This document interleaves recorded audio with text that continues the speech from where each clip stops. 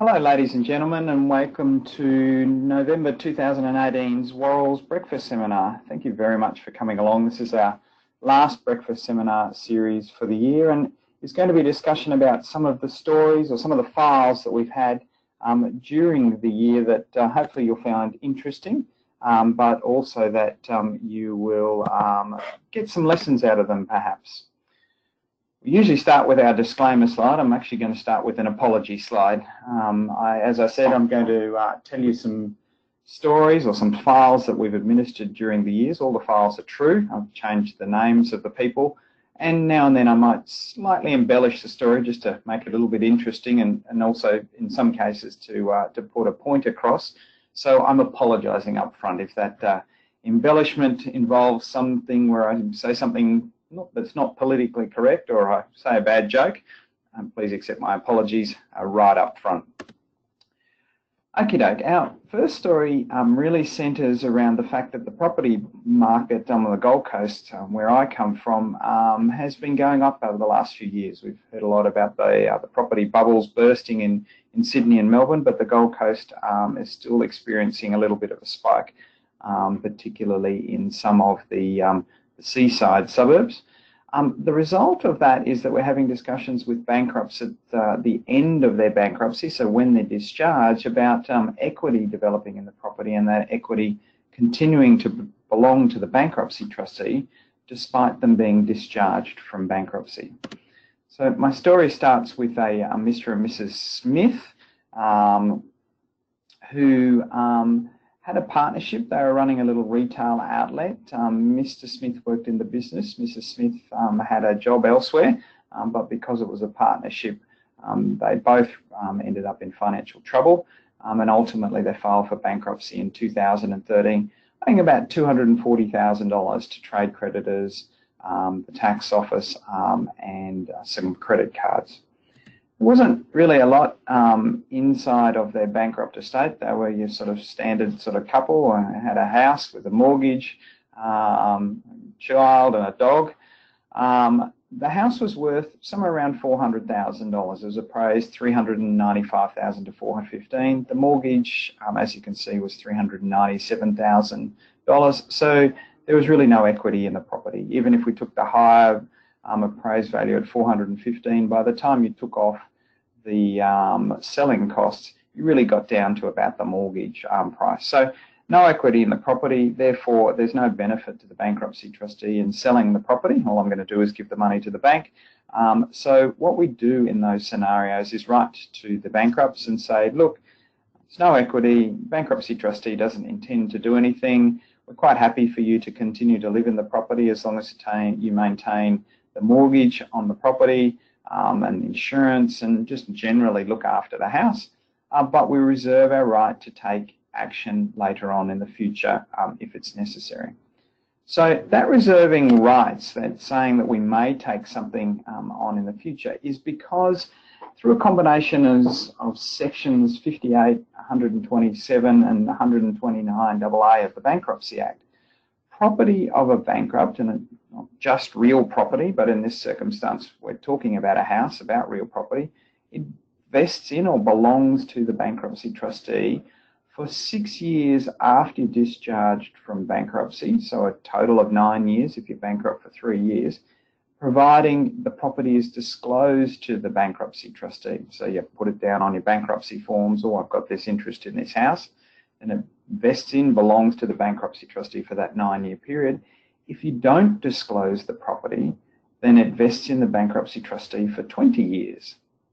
So we don't keep our files open for 20 years, but we're certainly required to keep our records of the bankrupt estate for 20 years in case, in some extreme circumstance, some sort of property comes up later on down the track that we as bankruptcy trustees may have a claim to it.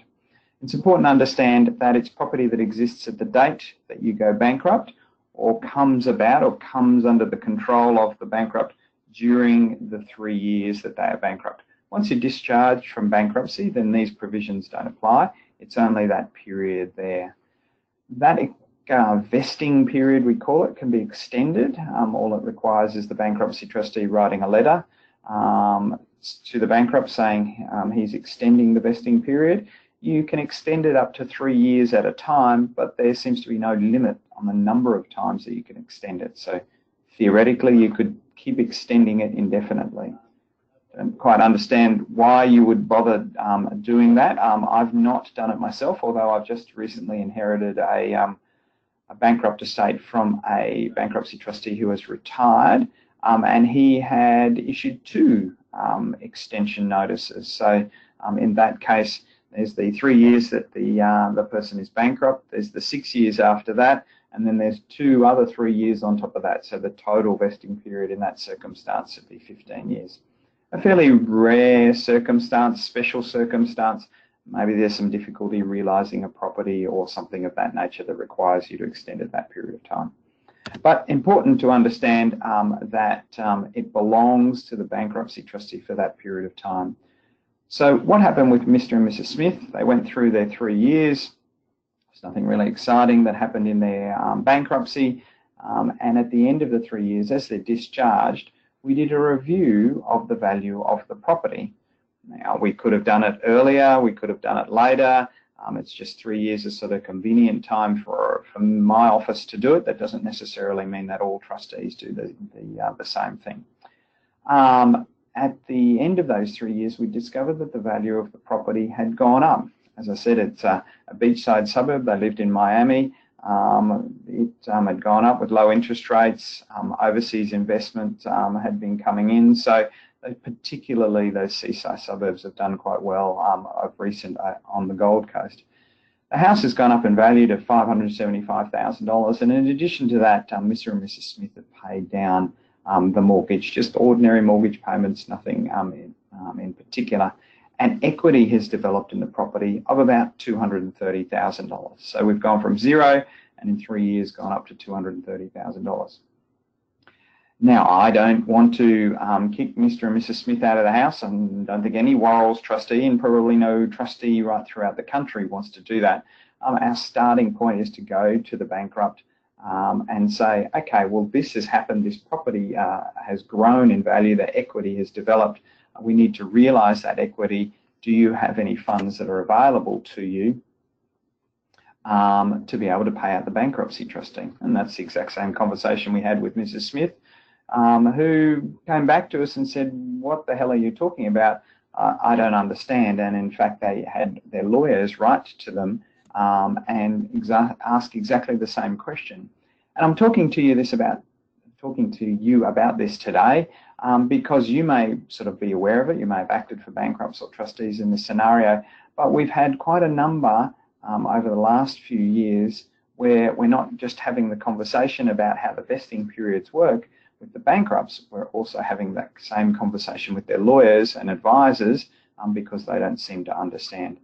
But applying the provisions that I talked about previously, you can see that Mr. and Mrs. Smith's house vests in me as the bankruptcy trustee for another 6 years. They've only just got through their 3 years. Those sections have that the property belongs to me for another 6 years, and so that's why we're having this conversation. Now, I'm not just making this stuff up. There has been court cases about this. There was a particular court case in 2011. It was ultimately decided where Mr. Davey, who was declared bankrupt in 2004, just didn't disclose any interest in any property at all. He lived in a house owned by his wife, Mrs. Brown, and presumably the trustee did a review and decided that Mr. Davey didn't have an interest in that property. Certainly Mr. Davey had not just disclosed that the property had always been registered to Mrs. Brown. Ultimately, Mr. Davey was discharged in 2007 in March. You can see, unfortunately, he separated from Mrs. Brown later that year. Ultimately, they were divorced in May of 2009, and despite trying to sort out a property settlement, they couldn't do so. So Mr. Davey filed proceedings in the family court in November of 2009. And he filed a whole bunch of affidavits saying that he had an interest in the property. The interest went back quite a number of years, and really the interest related to some money that he had put in, but also to the fact that he and Mrs. Brown were married. It came as a bit of a shock to Mr. Davey when one day the bankruptcy trustee intervened in the family court proceedings, turning up, quoting these sections, saying, hey, the property vests in me as the bankruptcy trustee. The court, whilst a little bit confused at the beginning, ultimately realised, hey, yes, you're completely correct. The property does vest in the bankruptcy trustee, and in fact vests in the bankruptcy trustee for a total of 20 years because Mr. Davey had not disclosed an interest in the property to his trustee. The court then said to the trustee, well, okay, we see that any interest that Mr. Davey had belongs to you as the bankruptcy trustee. What evidence do you put on that Mr. Davey has an interest? And the trustee chose at that point to not put on any evidence, or just to rely completely on Mr. Davey's affidavits where he had set out why he had an interest in the property. So the bankruptcy trustee at that point just stood back and said, yep, I rely upon the evidence provided by Mr. Davey. And ultimately the court agreed and awarded some of the property in favour of Mr. Davey, and that money went to the trustee. So going back to Mr. and Mrs. Smith, their lawyers, now that they've understood the provisions of the Act, and we've even referred them to the case of Mr. Davey, said, well, hang on, for the 3 years that we've been bankrupt, we've been paying the mortgage payments, the insurance and the rates. Doesn't that give us an interest in the property? Unfortunately, it doesn't really give them an interest in the property. The property belongs to the bankruptcy trustee. You're paying those things, mortgage, insurance, rates, keeping the property maintained, effectively in lieu of rent to the bankruptcy trustee of staying in the bankruptcy trustee's property. So despite that, the property remains with the bankruptcy trustee, and any equity that it developed, in this case $230,000, belonged to the bankruptcy trustee. Luckily, in this case, Mr. and Mrs. Smith were able to refinance the property. They had been discharged from bankruptcy, so they were able to get out of the bankruptcy. They could borrow a little bit of money from Mr. Smith's father, and they were able to pay the $230,000.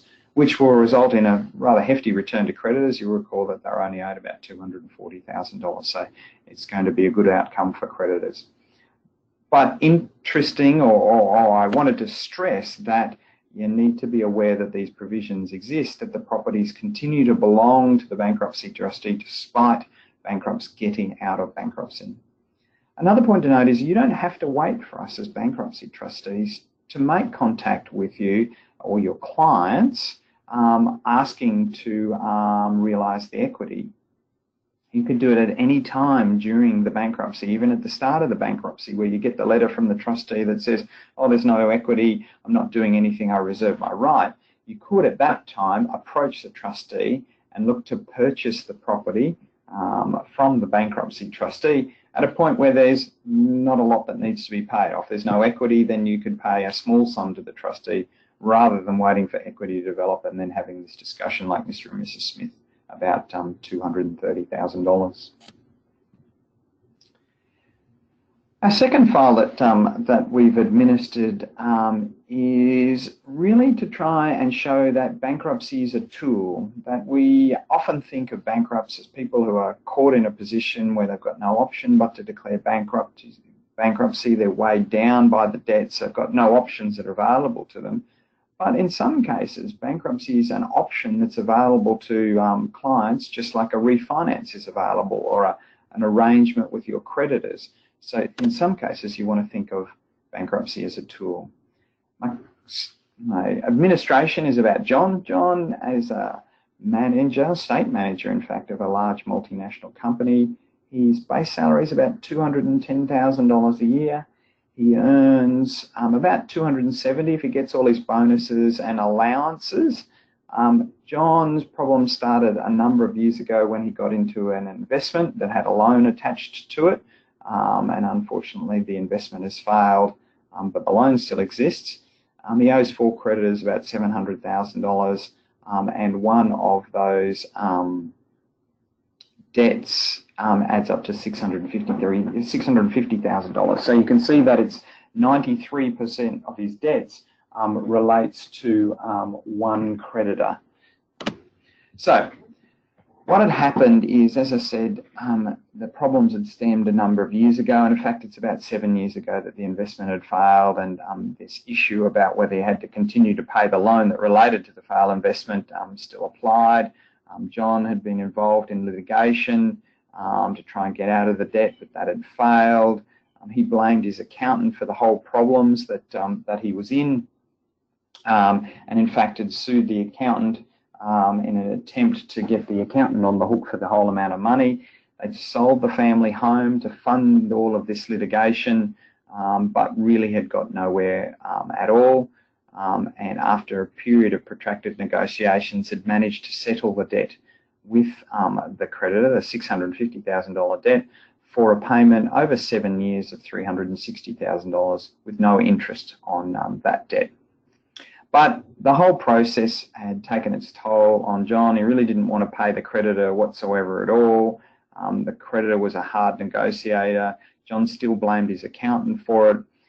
So John came to see us with his new accountant, seeking some advice on what his insolvency options were, to consider those insolvency options along with the option that he had of paying that creditor off over 7 years. Now, you remember that John had sold his house, the family home. Their kids had moved out of home, so it was just John and his wife. Sold the house, so they no longer had a house. John had a car, but that car was provided by his employer as part of his remuneration package. He didn't have any particular assets. There were no investments or anything like that. So a refinance was off the table. He had no assets to put up as security to do a refinance, and logically you wouldn't have done the refinance anyway. He had a debt that he could pay off over 7 years with no interest. Why borrow with an interest-bearing debt to go and pay off a non-interest-bearing debt? It didn't seem logical. So a refinance was out of the question. So that left his two other insolvency options being a part tenor arrangement and bankruptcy.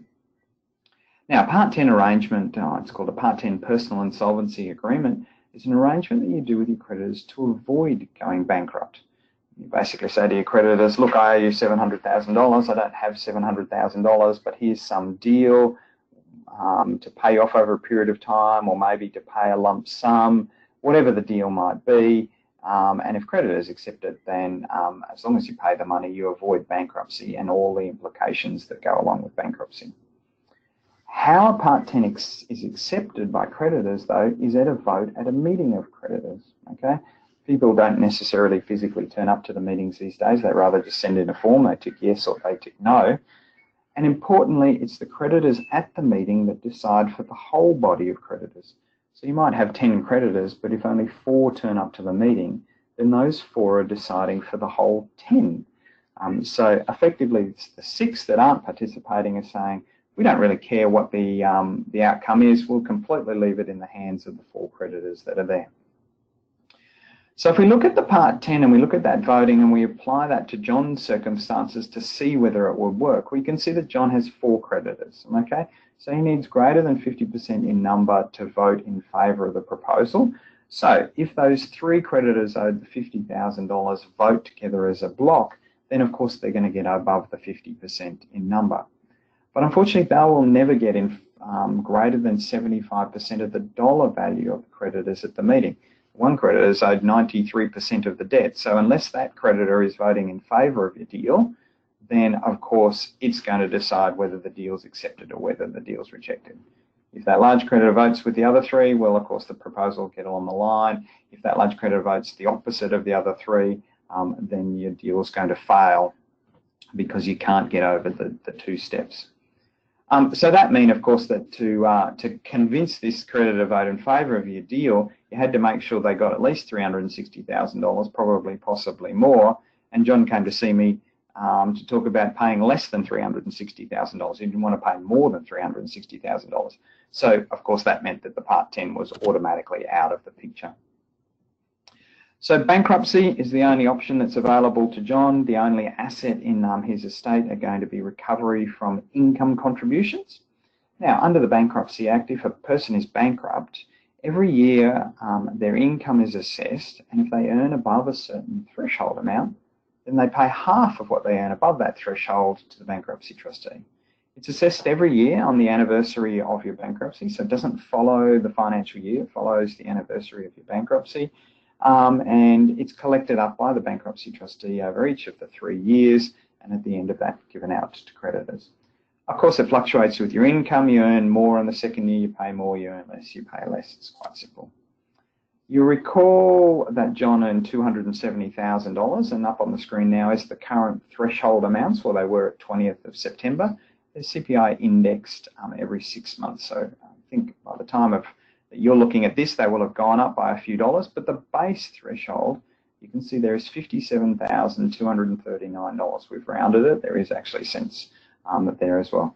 Now that's the net figure. So you take your gross, you less off your tax, and you compare that to the $57,000 a year. And if you're above $57,000, then you pay half of what you owe, half of what you earn above the $50,000 to the trustee.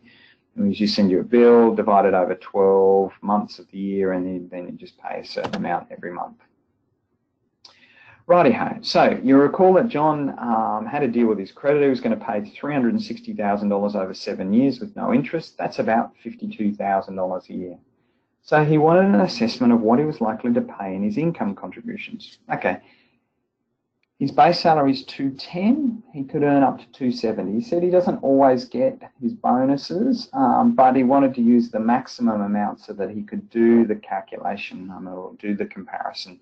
So we worked it out that based on no dependents at the time that we had these initial discussions, his wife was working, so he had no dependents.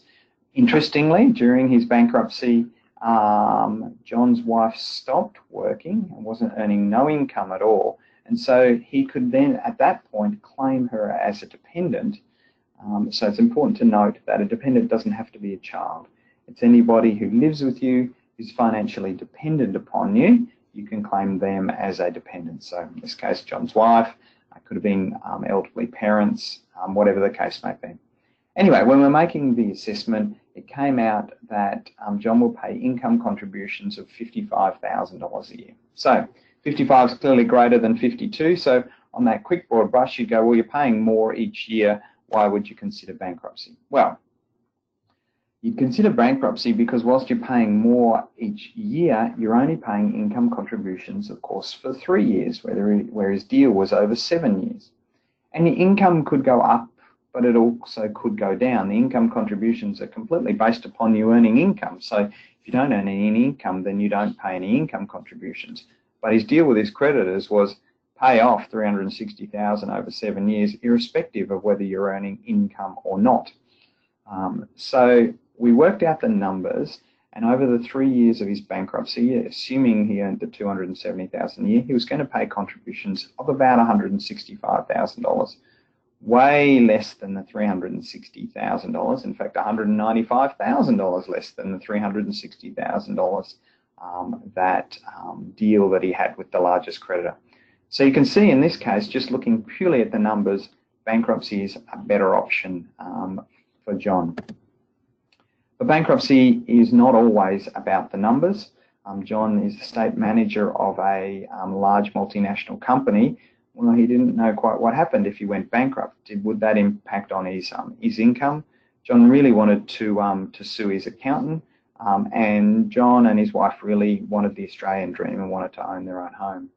So in addition to knowing the financial perspective, the numbers that worked out that it was better to go bankrupt, John had to go to his employer and find out what would happen if he went bankrupt. He explained the story to them, and turned out his company didn't really have a policy on what happens if state managers go bankrupt. But in this case, they didn't have a problem with John going bankrupt. The bankruptcy didn't affect their ability to earn income. They didn't have any licenses that were affected by it. So they didn't have any problems at all. They quite liked John, in fact. And during his bankruptcy, they've in fact given him a pay rise. So obviously bankruptcy is not impacting on his ability to earn a job. John really wanted to sue his accountant, blamed his accountant for the whole of the problems that he was in. But another impact of the bankruptcy was that action would vest in the bankruptcy trustee. So John would lose control of the action of suing his accountant.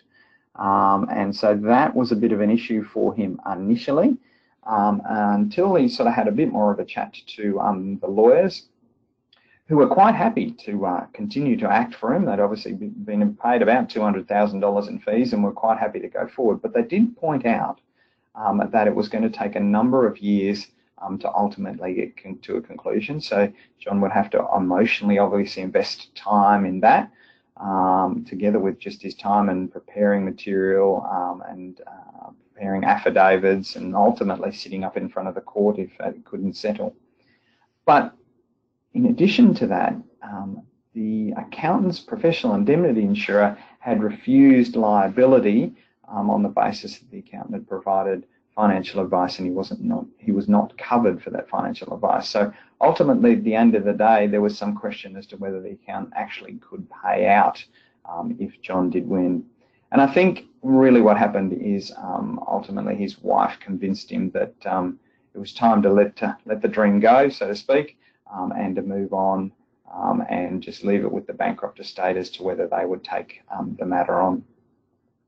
And then finally, his bankruptcy would impact John's ability to borrow money because it would appear on his credit file, or more than likely appear on his credit file, which would impact him for at least the 3 years that he's bankrupt. But of course, during that 3 years, he was saving $195,000 compared to the deal he had with the creditor, so that was going to be a fair amount for a deposit. So they decided that ultimately they would end up their own home, just perhaps would take a little longer than they'd expected.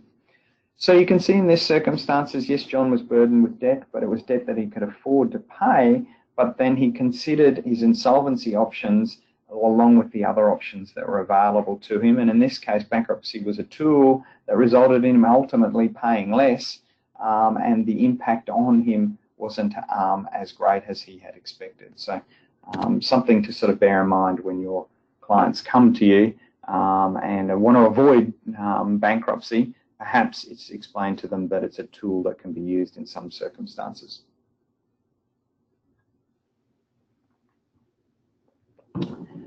Our third file sounds more like a joke at a bar, I must admit, than actually a real story, but it did happen. It's about a doctor, a bank manager for an overseas bank, and the ex-wife, and it centers around the doctor who got into a music streaming business. He had an investment in a music streaming business that he thought was going to be the solution to all of his retirement plans, going to give him all the money in the world, but unfortunately, ultimately, that investment went bad, and just prior to going bankrupt, he gave his wife all of the assets, and the one asset he did manage to keep, the marital home, suffered from massive water damage, which impacted on its value, as we'll talk about later. The starting point is to talk about the doctor. I don't know quite what sparked the doctor to do this. Perhaps he went through a midlife crisis. I'm not entirely sure. But anyway, he had this investment in this music streaming business. And he wasn't the only investor. In fact, he was not a major investor in the music streaming business. But somewhere along the lines, he felt that he needed to help the music streaming business go to the next level. And to do that, they needed to raise about $500 million. Our doctor had some family friends, one of which was a bank manager in a bank in Dubai, who indicated that the bank could raise the $500 million that was required. But it would only lend the monies to an entity from Dubai, and apparently to qualify for the relevant residency for that, to create that entity, you needed to live overseas for a year. And the kicker in it all was that in addition to that, you needed to pay a $3 million application fee to apply to get this $500 million in finance. If you got the $500 million, well, $3 million would count as part of it, but if you didn't get the $500 million, then, well, you've lost your $3 million. So our good doctor decides that he's going to do it. And as I said, we don't quite understand why he had to be the one. We've sat down and tried to chat to him about it, but the doctor is one of those people where you sit down for what you think is going to be a 20-minute conversation. You've got maybe 3 questions that you want answered. And then an hour into the conversation, when the first question hasn't been answered and you've gone round in circles for a few times, you wonder where this conversation is going. And it's got to the point where my staff in my office won't talk to the doctor because they know that there'll be an hour of their life that they're never going to get back. So we don't understand why the company just didn't proceed to do with it, why the doctor had to do it, but in any event, the doctor did. He raised $1.5 million from family friends and then $1.5 million from a private equity firm out of the US. He's moved to Dubai, funded himself while he's in Dubai for the year, preparing all of the information necessary for this application. I shorten it down for the purposes of the story. It's obviously quite a lengthy process to go through. Anyway, he's completed the application, given the $3 million over to the bank manager, and is waiting eagerly to see whether the $500 million is available. And he calls the bank one day and asks to speak to the bank manager, and he's told at that point, oh no, the bank manager no longer works for the bank. Concerns our doctor a little bit. He thought they were good friends. It was a family friend, this bank manager. Surely he'd chat to him about whether he was leaving the bank. But anyway, the conversation, of course, moved on to the application for the finance, and the bank looked through its records and couldn't find a record of the application for finance. That naturally led to the question about, well, what about my $3 million application fee, to which the bank had no record of receiving $3 million application fee or the application. Of course, what's happened is the bank manager, the supposed family friend, seems to have scammed our doctor out of $3 million and fled the country. He couldn't be found anywhere in Dubai. There's some suspicion he is back in India, where he originates from. But of course, there's 1 billion people in India, so he's not exactly the easiest person in the world to find. The doctor does a few trips to India and Dubai with the authorities, trying to track him down, trying to get him charged. But ultimately, whilst he seems to have been charged in India with stealing, nobody's found him. Doctor's facing a little bit of financial difficulty, of course, at that point, owes this $3 million. Speaks to the bank, who says, well, we're quite happy to have an application from you. There, you are going to need to pay an application fee. So the doctor goes back to the family friends and to the US equity firm and sort of explains the situation to them and asks if they're prepared to stump up some more money for another application fee. Yeah, of course, they're not really that interested in that sort of scenario. So the doctor comes back to Australia with his tail between his legs. Unfortunately, things don't work out between our doctor and his wife, and they enter into a binding financial agreement and ultimately separate. Under the binding financial agreement, the doctor is to receive the marital home in Coffs Harbour, which is ultimately worth less than the mortgage that's on the property. 2 units in Footscray. They were very, very easy to sell. There was student accommodation there in Footscray, but unfortunately they weren't enough to pay the bank. A unit in Surfers Paradise, which is underwater by quite an amount of money, and quite strangely enough, the ex-wife lives in the property despite the separation and despite the property being the doctor's. And the shares in the music streaming business, which when you read the binding financial agreement, which is at the time before the music streaming business fails, their shares are apparently worth squillions. But ultimately that company fails, not just because of the doctor's failure to get the $500 million, but that fails owing investors $180 million. Pretty spectacular fail. So at the point of bankruptcy, with the benefit of hindsight, I'll agree, our good doctor really is receiving nothing out of the binding financial agreement. And it's completely the opposite situation for the ex-wife. She ends up with 3 houses in Sydney, all that she sold to realise a surplus of about $1 million. And then under the BFA, she's to get spousal maintenance of about $96,000 a year for 10 years. A total of about $1.995 million. So the situation is looking entirely different for the ex-wife, who still says, no, at the time that we signed the BFA, the shares in the business, the streaming business were worth bazillions, so it's all even. But as you can see from those numbers, it's not all even. Okay, Now, back to what's happening at that point is the doctor's holds out. He refused to deal with the debts that he owes to the family friends. I don't know whether he sort of thought that ultimately he could resurrect the position. So the family friends go through a number of court actions. One, they ultimately get an equitable mortgage on the maritable home. So we now have the mortgage, first mortgage to the bank, and then this second mortgage, this equitable mortgage to the family friends. Of course, they're owed $1.5 million. The house is not worth anywhere near that sort of money. They were hoping that by doing that, that would convince the good doctor to deal with the debt, or at least declare himself bankrupt, but he refuses to do that as well, and ultimately they petition for his bankruptcy.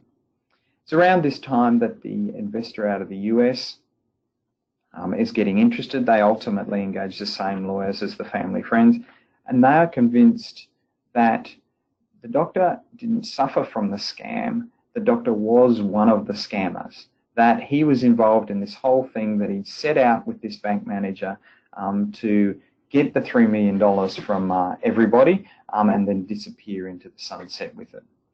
The family friends think, nah, he's just useless. He doesn't really know what he's doing with money. We should have never lent it to him, but no, he's not scammed us at all. I'm not entirely sure. Certainly, of all of the professions, we see doctors going bankrupt more than any other profession, so they don't have a good history, in my view, of dealing with money. There's that old adage, if the doctor's getting into investment, it's time to get out of the investment. So it seemed to be the case here with the doctor. And then just looking at the period of time with which he has to sort of keep up this scam, it's going to be about 7 years from when they first got the money, or when he first got the money, to when he gets out of his bankruptcy. So assuming that he's going to wait until he gets out of his bankruptcy to try and access this pot of gold, that means he's got to leave his share of the money in control of the other scammer, and hope, cross his fingers, that the scammer's going to give him his money at the end of the day. They say there's honour among thieves, but 7 years is an awful long period of time, and India's an awfully large pace and easy to go and hide. So I'm not too sure, sitting on the fence as to whether the doctor has nicked any of the money, or whether it's just a set of circumstances and he's been scammed himself. Anyway, in the bankrupt estate, of course, is this marital home down in Coffs Harbour. And the first mortgagee is not doing anything about it at all. The value of the property is worth more than their mortgage, so they're just sort of sitting there going, well, we can afford to wait for a period of time. There's still going to be enough money after we sell the house to get paid. The family friends have this equitable mortgage. They're not in the business of foreclosing on properties, so they need some assistance, and that's where I come in, and they and the first mortgagee are quite happy for me to deal with the property and sell it. The starting point is to deal with the water damage claim. Now, I jokingly say someone left the tap on. What actually happened, that whilst the doctor was overseas trying to track down the bank manager, a pipe had burst somewhere in the house. It had taken the neighbours a couple of days to realise what was going on. They came and they turned the water off at the mains, but of course they couldn't get access to the house, so they sort of left it there until the director came back from overseas. And he was overseas for a couple of months, so by the time he got back to the house, you can imagine that it's a slightly stinky space and pretty much a mould experiment. Good for the university students, that's about it. So we're appointed. The doctor had lodged an insurance claim prior to us coming along. We contact the insurance company, say we're there, and that they should deal with us. And what is the status of the claim? Well, the insurance company said, look, prepared to pay out in total the contents side of the insurance claim as a total payout of about $60,000, but we're not prepared to pay that out until the contents are moved from the house, because there's the sofas that are against the wall, carpets on the floor, and etc., and they needed access to the walls because there was some suggestion that there was termite damage in the house. So, yep, prepared to pay that contents, but not going to do it until you remove the furniture. We contact the doctor, who incidentally, through the bankruptcy, has gone over to India and Dubai a couple more times trying to track down old mate, the bank manager, without any success, I might say. and say to the doctor, look, we're happy to move the contents so that we can get access to the walls, and that will result in some money coming from the insurance company. Seemed like a good idea. The doctor did, though, quite rightly point out that some of the contents in there were filing cabinets with medical files in there that belonged to obviously people, and therefore there were some privacy issues. So perhaps it's not appropriate for us to sort of be going through the house. We agreed, left the doctor to move his contents. Unfortunately, it took him 3 months to come back to Australia, so it took a little longer than we expected to do that. Anyway, contents get removed. There's nothing in the house. Then the inspector can go into the property. The insurance company immediately pays out the contents insurance claim. And because we'd been appointed and we'd made contact as a bankruptcy trustee, they send the cheque to us for $60,000. Now that raises a rather interesting question as to whose money it is. You can see that it relates to contents. It's household furniture and effects, all of which is not divisible property under the Bankruptcy Act. So the bankruptcy trustee can't collect the contents and sell it. So arguably, since the insurance monies come from that, the bankruptcy trustee shouldn't get his hands on them. But I pointed out that, well, hang on, does the insurance claim still retain its character of these contents, or has it changed its nature into a right to receive this insurance proceeds, effectively like a debt? And a debt is divisible property that a bankruptcy trustee can get.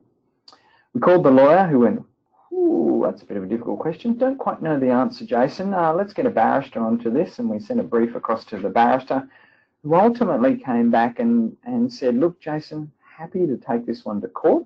Happy to stand up and argue your case in front of the judge. It's quite a good argument. I like it, but I'm not giving you more than a 50-50 chance of winning.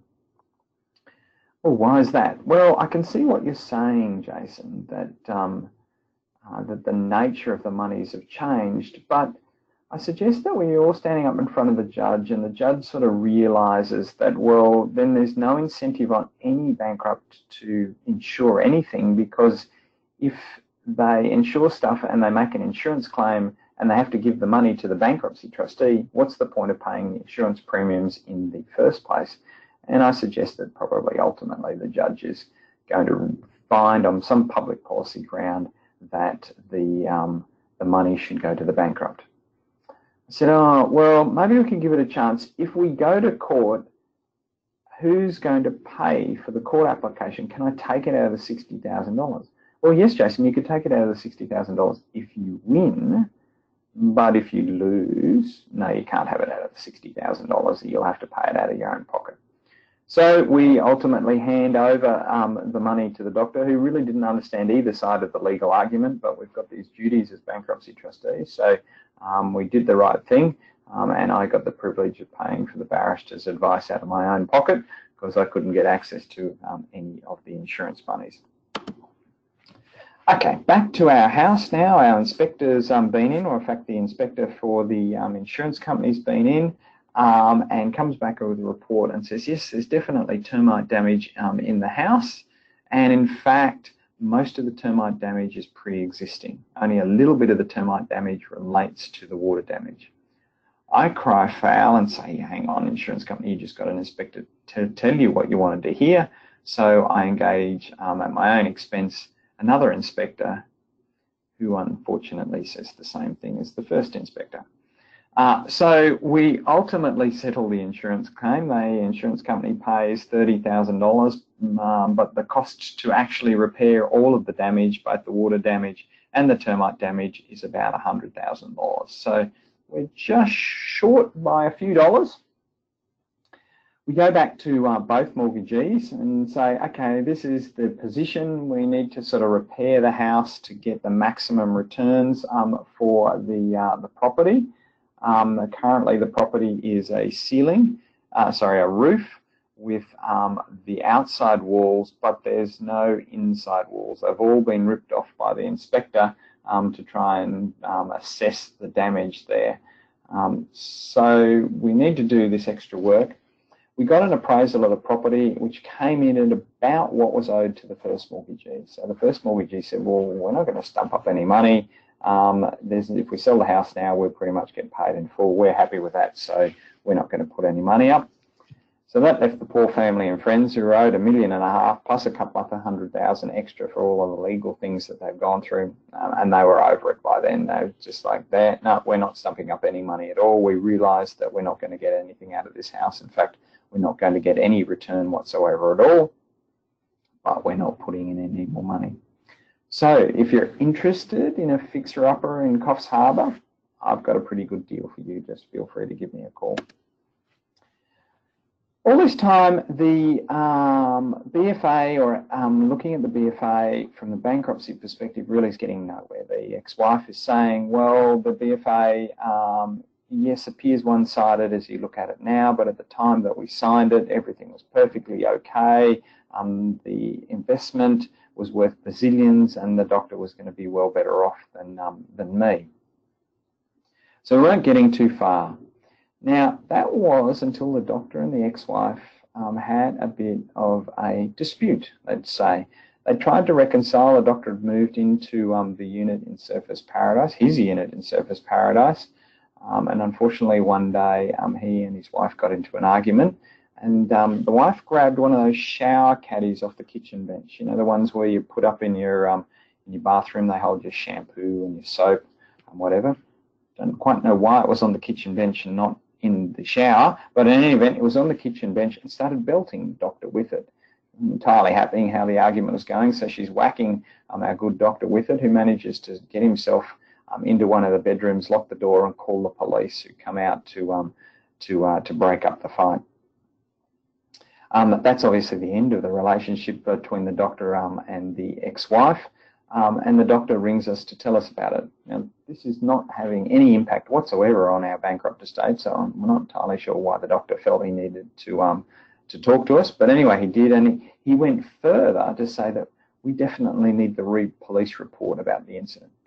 Again, really doesn't affect the bankruptcy estate. We didn't quite know why we needed to have the police report, but anyway, he organises for the police to send it through us. And the police report itself was really not of any value, but the statement that was attached to the police report from the doctor goes into great detail about how the binding financial agreement was a sham, that he knew he was going to go bankrupt, that he wanted to keep the money away from creditors, and that his wife had forced him to sign the agreement to give her everything and to give him nothing.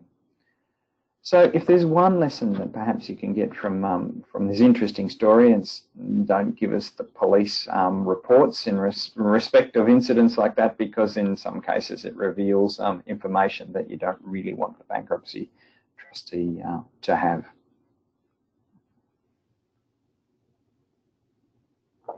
My final administration for today is a discussion about voidable dispositions. You'll recall that bankruptcy trustees can overturn transactions that occurred prior to bankruptcy, all to get money that's available for creditors.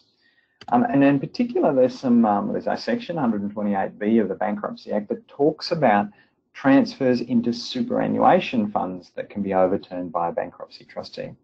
So you'll remember that superannuation is protected in bankruptcy.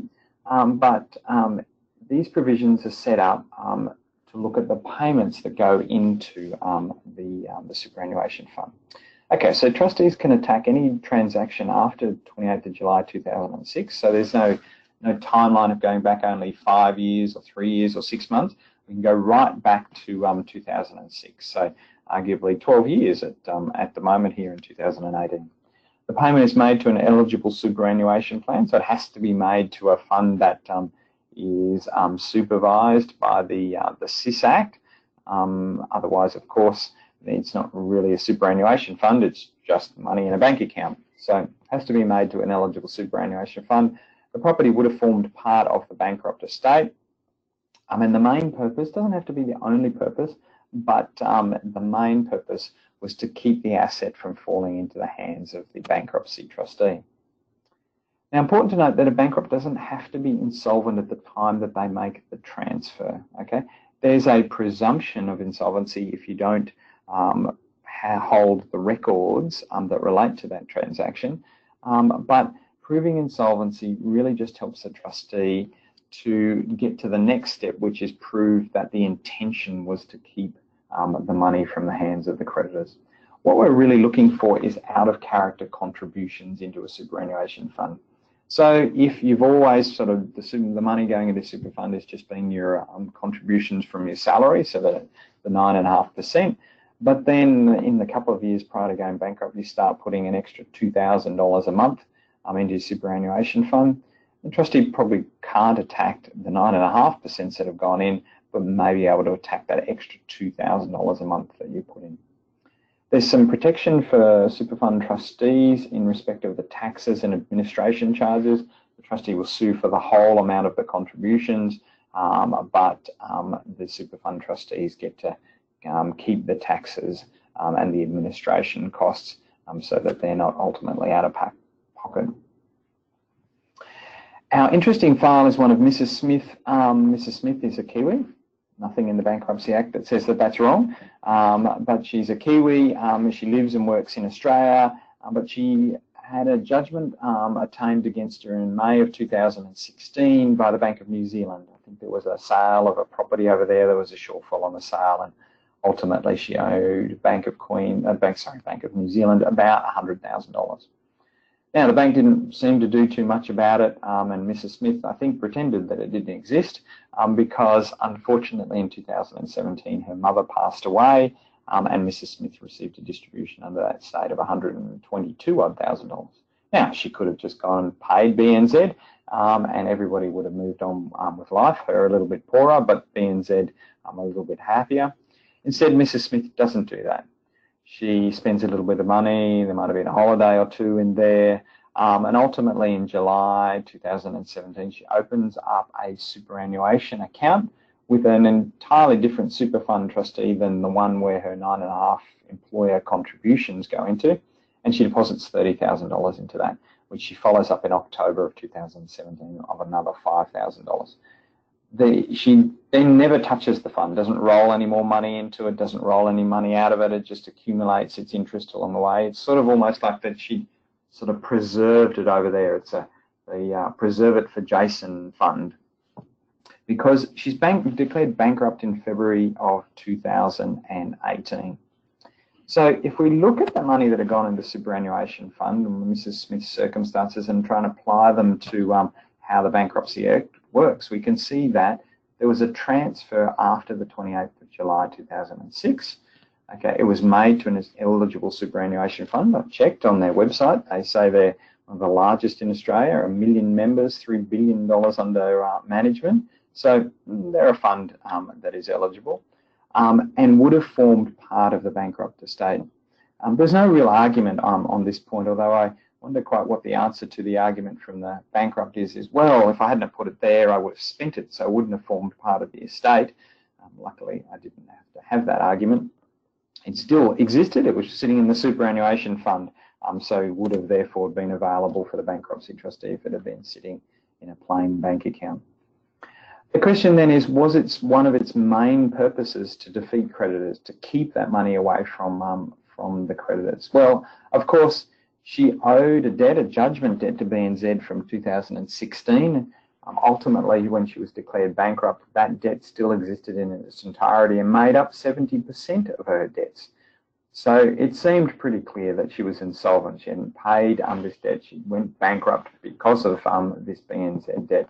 So she pretty much insolvent at the time that she made the distributions into the superannuation fund. And looking at the out-of-character payments, this is perhaps one of the worst things you could do, create a whole new superannuation fund that's completely separate to your normal superannuation fund, and then put these lump sum round amount payments into the superannuation fund. It's like a red beacon for bankruptcy trustees. And essentially that's what we put in our letter to the super fund trustee. It's pretty much as you've seen it on the screen here today, setting out the timeline. And it only took the super fund about a couple of months and they cut us a check for the total amount of the super fund. They even sent us the whole amount and then sent a bill asking us to pay back the taxes and the administration fee that were protected under the Act, about $1,000. I thought that was fairly trustworthy of them. You didn't take it out beforehand, but just rely on the bankruptcy trustee to send the money back to you, which we did, of course, but seemed to be a pretty trustworthy position to take. So ultimately, this is perhaps a very clear-cut case of how the Section 128B provisions work, and it's perhaps a scenario where Mrs. Smith Googled superannuation and bankruptcy and found out that was protected, but didn't keep Googling to find out that if you put it there to try and defeat creditors, then it can be overturned by the bankruptcy trustee. So perhaps you could just add that little point in your discussion with your clients.